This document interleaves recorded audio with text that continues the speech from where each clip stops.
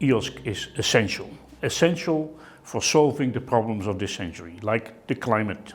problem we are facing, the energy problems we are facing. This needs a multidisciplinary approach, and therefore it becomes essential that not only data within certain disciplines, as it is quite possible in some domains already, but also between disciplines get interoperable. We can expect from the future that we start by building the first iteration, which is now being procured by the European Commission, and then we have to, in Europe, combine all the nodes, not only the EOSC node, which is more or less central for the EU, but also the nodes in the countries, from the research infrastructures and from other places, in order to come to a federated system. We sometimes call it a system of systems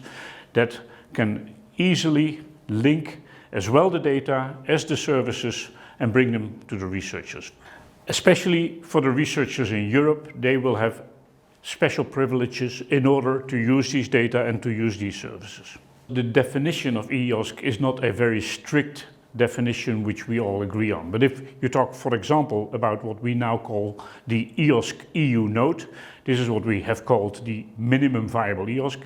showing all the essential ingredients like a data federation, like exchange possibilities, like a core set of software with storage, with compute and with connect possibilities. But if you see EOSC in a wider picture with all the nodes that are going to be connected, the federated system as we call it, then it becomes much wider and indeed more valuable in Europe. The EOSC Association, which we sometimes call the voice of the stakeholders,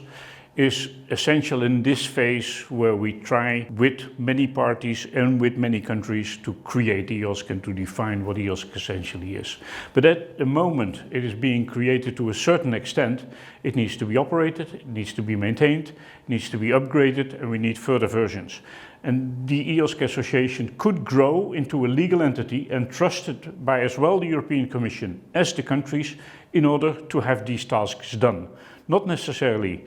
the association will do these tasks themselves, like AAI, access to the system, or like the PID, or like, let's say, helping organizations with making data fair, but it is the coordination task of a legal entity in order to make the system into a future system which is really sustainable and future-proof.